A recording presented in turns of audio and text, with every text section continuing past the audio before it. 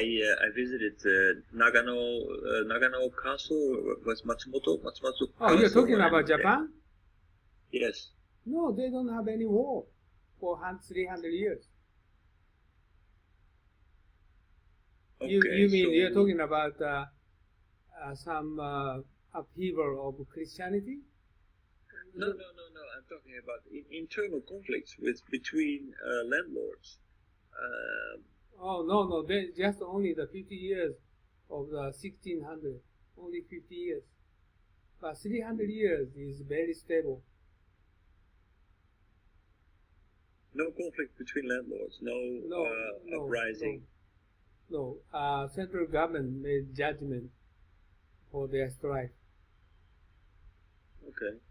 So that must have been prior. I don't exactly remember the period prior to that, and when exactly the exhibition, which period the exhibition stretched. But I was very impressed with the fact that according to that exhibition, that half of the population was samurai, and they were supported by the other half of the population. Oh, okay. At that time is before 1600. Mm-hmm. After 1600, 1620, Tokugawa prohibited using sword. Okay. Mm. And Baku was strong enough to maintain that? Yeah.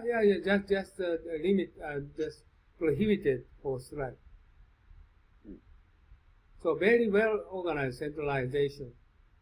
And since then, so 300 years very stable, like Roman Empire. The Roman Empire culture, Roman Empire still battle and struggling for the continuing their history, but culture or how to entertain, how to satisfy the citizen are very similar to Edo era. Okay, interesting. Yeah.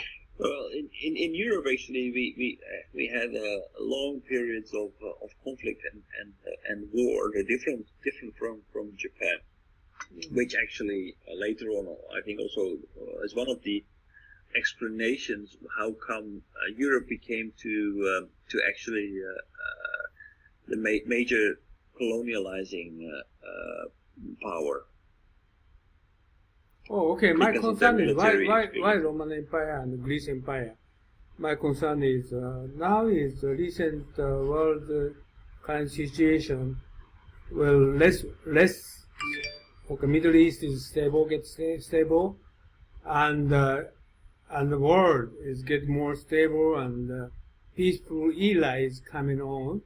Then how we're going to control a country, give them happiness, how to sustain the democracy, is a very similar situation like Roman Empire, like Greece Empire, like Japanese Edo era. In that case, the world is get stable. Then government, how they're going to control those people, right? So currently, like you consider United States is one example. They just 0.1% of the people, it's 400 families, occupied how many percent? 30% of GDP. This ridiculous situation is coming on, and the middle income people is disappearing. So and also the population of government is more authoritarian people.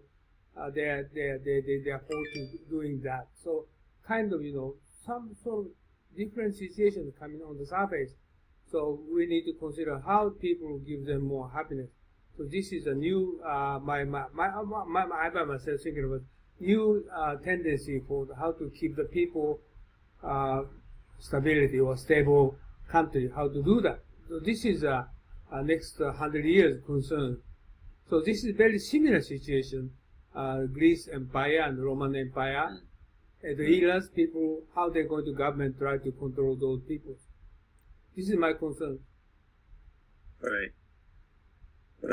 So one example is Greece Empire is basic income is the same before, but Roman Empire I don't know that, and how they try to going to stabilize their country for many years. That was very difficult. actually. Oh, do Because you know that? Rome, Do you know that China is the same situation, very similar to America. China is also very few people who occupy the economy. Okay, and majority, especially rural area people, poverty is very serious. And farmers coming to the city, their number is almost similar to 300 million people. They cannot get the FUCO, it means living certificate, so they cannot get education. They can't get the benefit, so the young, especially for the second generation of farmer living in town, they are very much irritating, frustrating now. So this is a very similar situation. White people in the States, especially for farmer in the States, they are not anymore middle class. So this is China, and you consider China is more than 1 billion. So America is 300 million, but this is those big countries cause problem. It means India will follow, and then Russia is not so much population, and I'm not. Europe is all the countries, so they are stable compared with China and the United States. So world is coming back to like those days, situation. So we need to. That's the reason why I'm interested in for those ancient ages. As government is how to rule those people. yeah, but so another interesting fact is that actually these kind of movements, like the rise and collapse of civilizations, when we're looking at history, like Roman Empire or Greek Empire, actually it never recovered, right? Whenever it was collapsed, there was always something else that came in place of it. It's not like there was well, maybe with the exception of China. Usually, as you know, if you're going to study Roman Empire all the way around, they are talking about only top people, struggles and wars. Only top people, but they were not handling ordinary people, how they're going to handle it. It means how they're going to rule those people. Right? Right. So just reading them, I've studied that Middle Age Roman Empire, but they just only talking about when I was written down democracy, and at that time Greece and Roman, they're only talking about top people strike. Who's going to take the government and who's rulers and how they're going to defeat the other and so forth. Well, an interesting element there, I think, is what you see at the latter half of the or the latter part of the Roman Empire, for example, is that actually when the Roman Empire is in decline, the emperors who rule the Roman Empire become bizarre people. They obviously not qualified for their job, but still they're being put forward as emperor. And maybe we can learn something, that if history repeats itself, indeed, then there is an indication how a society, how an empire is doing by looking at its leaders, and based on that, we can see what the state of the empire is. Decline, the reason for decline the Roman Empire, it was corruption? Well, it was the reason for the decline, for the collapse of the Roman Empire. I think that had more reasons than that, and basically, but one of the things that we saw was very poor management from Rome. Now, the question is that a cause, or is that a result of the collapse of the Roman Empire? What do you mean? You can say, okay. What do you mean, poor management? Poor management. Basically, the emperors became bizarre people. So not people of virtue, or people who actually exercised strong control over the Roman Empire. They became like clowns almost, who were put forward because they were admired because of their physical strength, for example, or because they had fortune-telling capacities or things like that. So people like that became emperor. and maybe that led to the more rapid decline of the empire, or maybe it is a symptom that empires in decline have weak leaders, elect weak leaders.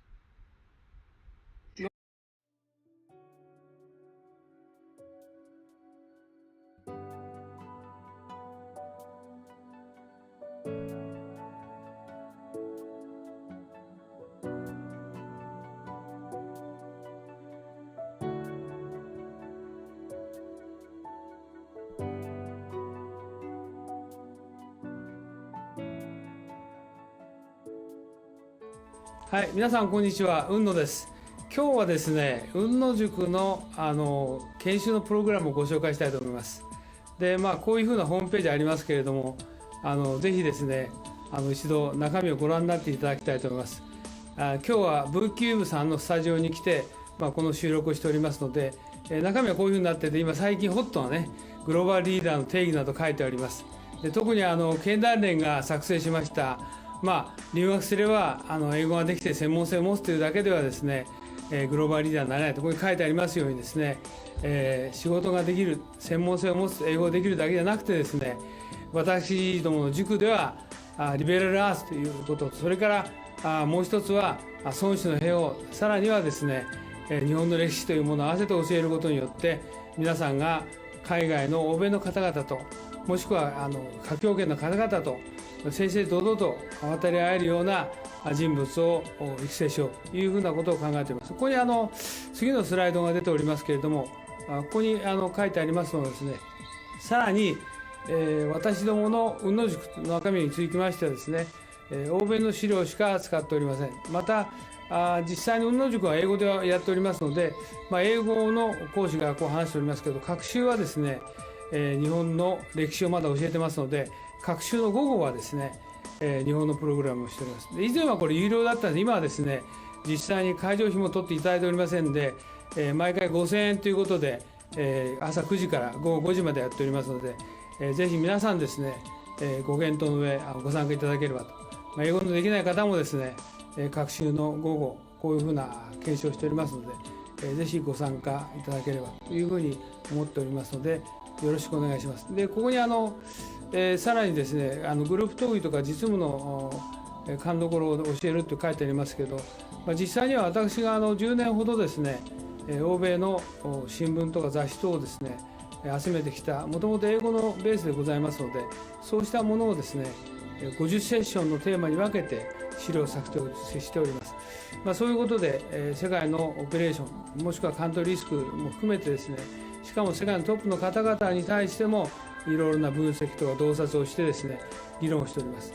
そういったことも含めてですね、今後ともよろしくお願いしたいと思います。以上で私の挨拶を終えますが、今回のこのビデオの収録にあたってはですね、V キューブさんのスタジオをお借りしてですね、お時間を頂戴して、このビデオを作成させていただきました。よろしくお願いします。どうもありがとうございました。